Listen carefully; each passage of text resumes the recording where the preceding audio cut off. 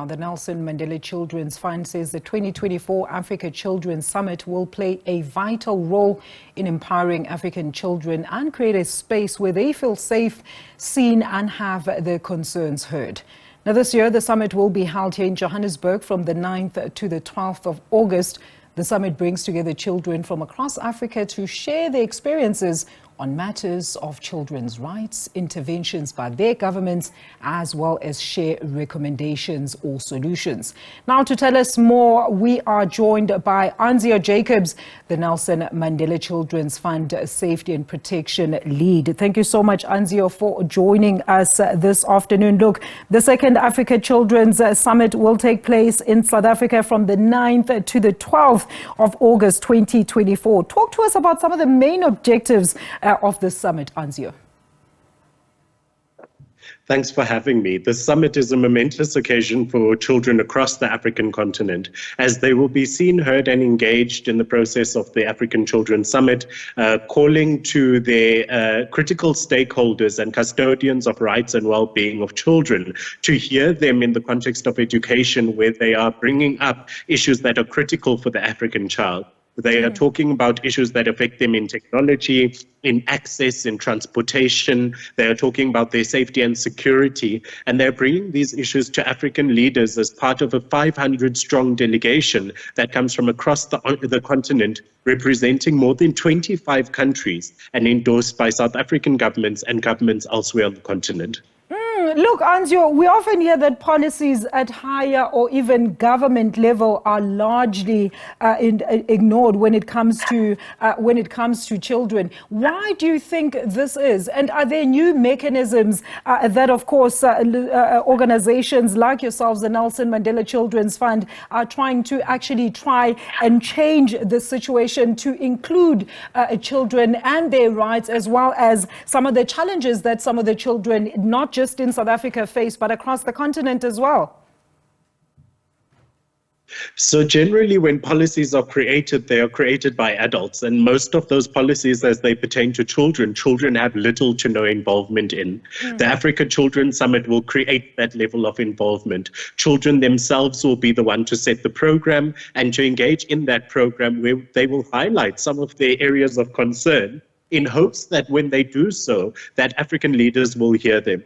We have, of course, engaged with leaders at an international mechanism level, at regional mechanism level, as well as with local government leaders. But what we're asking them to do is to not create more policies, but to listen to the voice of children, to advise them on how those policies will be experienced in terms of the lived realities of children across the African continent. The children themselves are setting the program. The children themselves have invited the chief delegation who will be engaging them, and the children themselves will be holding those stakeholders to account.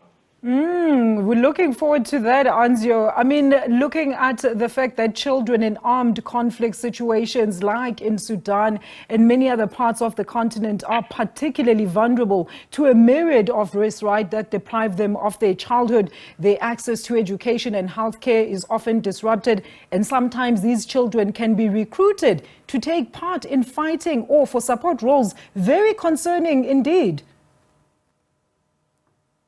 It is deeply concerning, but we're heartened by the fact that we are joined by the Department of Social Development in South Africa, that we've been endorsed by the Committee of Experts on the Rights and Well-being of the Child at the AU level, and again endorsed by the UN Committee on the Rights of Children. We've got several stakeholders coming through to engage with the children, but I mean, we're heartened by the fact that the children are leading the process. They are the ones to identify what is most critical to engage in.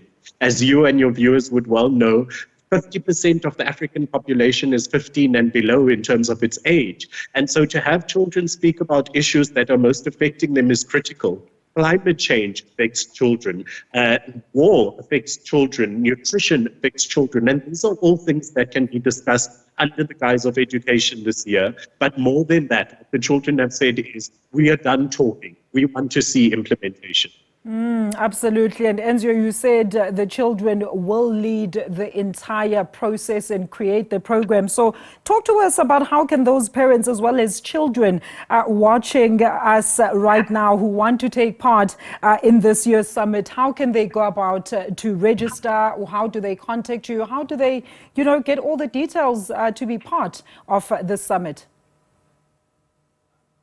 So everyone is able to register children at this point in time. The Africa Children's Summit website is housed independent of the Nelson Mandela Children's Fund website and can be reached at acs.nelsonmandelachildrensfund.co.za. This platform has been created for registration of children across the continent and went live today. For those children who will not be able to attend in person, the in-person delegation unfortunately is capped at a maximum of 250 children. There will be an overflow area online. Presently, we anticipate up to 300 children joining us at a minimum online. We will, of course, extend those platforms to engage more children. But the Deputy Minister of Social Development today made a commitment that children in areas hard to reach and areas across South Africa will be engaged by screens being put up by the Department of Social Development such that they can engage the process and also add their voices, ensuring that South African issues and issues of South African children are heard as part of the broader issues. There are, of course, also pre-summits, and South Africa will host a pre-summit this year as well to engage more children.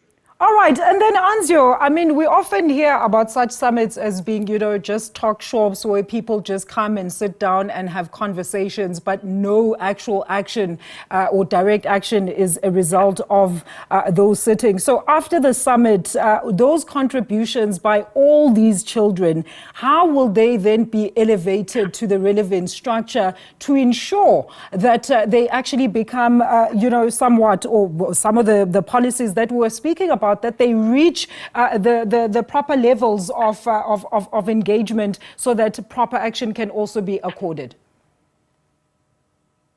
We're pleased to note that the African Committee of Experts on the Rights of the Child, as part of the African Union Commission, have endorsed this event. And what that says is that they are willing to read the recommendations and incorporate the recommendations of children within their mechanisms. Just so that the public knows, when the AU issues a general comment, it is binding on countries that are signatory to the AU. South Africa is signatory to the AU, and in this instance will be marked by recommendations that are made, which will be informed by the outcome statements produced by children themselves. There was an outcome statement last year, and some action towards that has occurred already. The acts will be reported back in this year's ACS. And then this year's ACS will produce another outcome document, as well as some sort of coordinated activity amongst African children that will be worked towards the Day of the African Child, June 16th of next year. So this is a run-up process. This is the second of its kind, and we're setting the frameworks in place to ensure that implementation follows the conversation.